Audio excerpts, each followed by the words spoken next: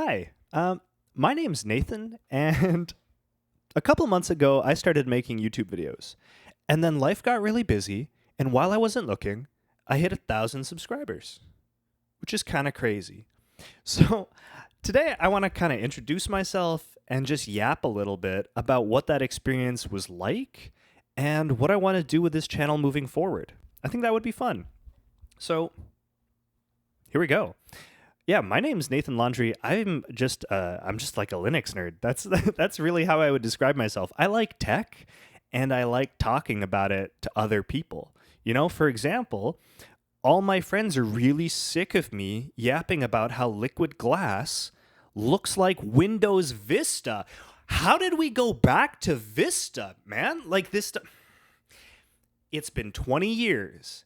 And the best thing we could do, the best UI UX minds in the world thought, yeah, let's make it really hard to read text again. So you can see why they're sick of this. So I figured I would put it on YouTube. This is how things got started. I was a teaching assistant for a computer science undergraduate course, like in the fall, about 8 months ago or something like that. And I wanted to give a tutorial on how to use Git and how to lint your code. That was it. I wanted to talk about Git hooks, GitHub Actions, learn a little bit of DevOpsy stuff myself, and teach people about linters so that they don't have to worry about, like, do we do 2 spaces or 4? It's like, that's not your problem anymore, man. Like, better minds have solved that and automated it. Just let it be. So I gave that talk. The problem is that class had 2 sessions for that tutorial. And so I gave the talk in person to one set of students, and then I had to record it for the other set. Because, like, obviously I'm not just going to say, like, no, screw you guys. Thursday is for suckers. You can't learn what I want to teach you. So I recorded them and put them on YouTube.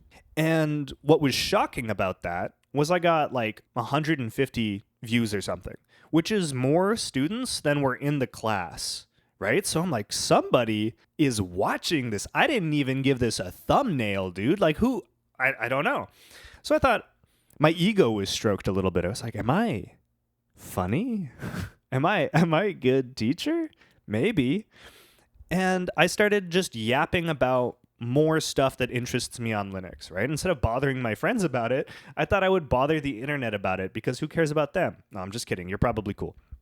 So I made a video about GNOME and Forge because I love tiling window managers, but I don't always want to set up Hyperland on Arch Linux, which I did a couple months ago and failed to make a video about because I got lazy, even though it took me, oh my God, hours and hours of configuration. I was actually using that setup for quite a while, and then Arch broke on me, even though I had ZFS boot menu to switch snapshots to. Anyways, I kept making videos. I kept going, and then I made a video about Windows, which is kind of a weird thing to do if you claim to be a Linux guy who makes Linux YouTube videos.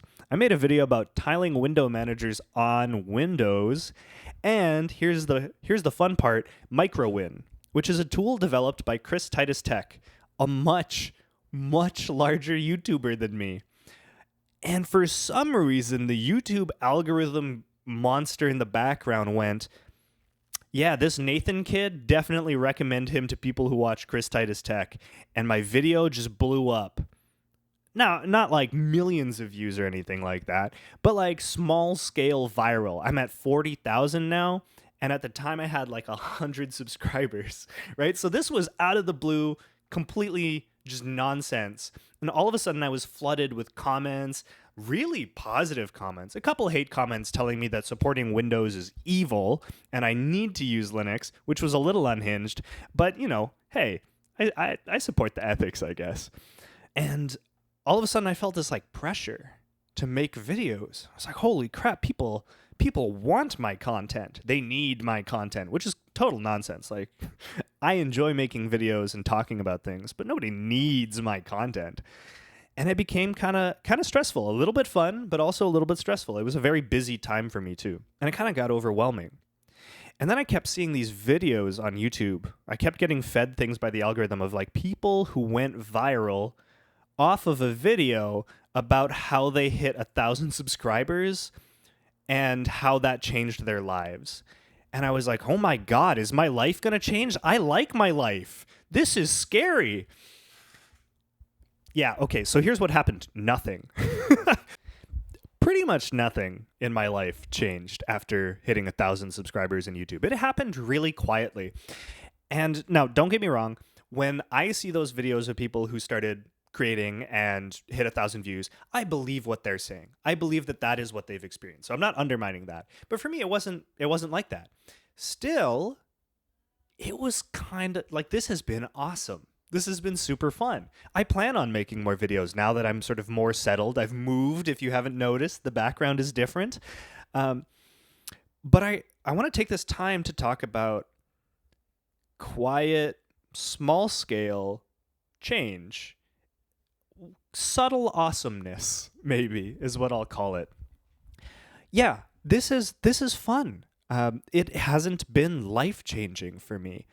I make videos every now and then about the tech things I like, and some people watch them and comment mostly nicely. And it's this little thing in my life that's not central. It's not a focal point of my existence, but it makes everything a little bit awesomer. When I want to think about ideas, whatever they are. Maybe it's about my philosophy for handling configurations on like different Linuxy tools like Vim and Tmux and things like that. Or it's about smartphone addiction, which is one of the big things I think about these days. Having to think about communicating it to an audience changes the way I think about it in a way that makes me more rigorous. It makes me more interested in the topic. It makes me study it and engage with it more reasonably, more detailed wise, because I don't just have to convince me, who already has that belief and set of knowledge, right? I have to convince somebody else. So I have to challenge myself. And then I also have to think about how somebody listening and watching my video would challenge me in what I'm trying to say. And so this whole thing has come together to be quite fun. I explore technology a little bit more deeply. I explore the philosophy I'm sort of starting to develop in my mind as I get older a little bit more rigorously. And I have this thing I get to look forward to. Every now and then, I will make a video and share it. And a few people might comment positively or negatively. And I get this, like, just this thing that lives in the background of my life that I enjoy. And if that's what 1,000 subscribers feels like, that's pretty good. In general, though, I want to kind of like abstract that and talk about appreciating those little awesomenesses in your life, right? Not everything that you do has to be the focal point of your life for it to be valuable to you. I started running recently. That's another thing that I do. It is not the focal point in my life. I suck at it. And I do it like 3, maybe 4 times a week, right? This is not me turning into David Goggins, and grinding. But it is a nice little thing that I do that makes my life feel a little bit better. And I think when we focus too much on one thing being pivotal and life-changing, we put all this pressure on it. I felt pressure when my YouTube channel started to blow up without me kind of like meaning for it to. But when it dialed back down, it sort of opened me back up to it. And now I can do things like yap in front of the camera without editing the video and feeling bad about it. These quiet awesomenesses, I really need a better name for that. The more of those you have in your life that aren't like super full of pressure or you need them to be something massive, you get this like quiet buildup of fulfilling, enjoyable things. And that, I think, has been my experience hitting 1,000 subscribers on YouTube. It's another thing of many that is sort of fueling a sense of fulfillment in my life without dominating my life.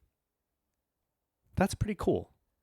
So, for all of you who have participated in that sense of fulfillment and for some reason have decided that I am worth 20 minutes of your attention in this, in the attention economy, 20 minutes of your time is a lot, right? Like, I appreciate that. That's very kind of you to spend that time with me. And I hope that I continue to make things that you enjoy.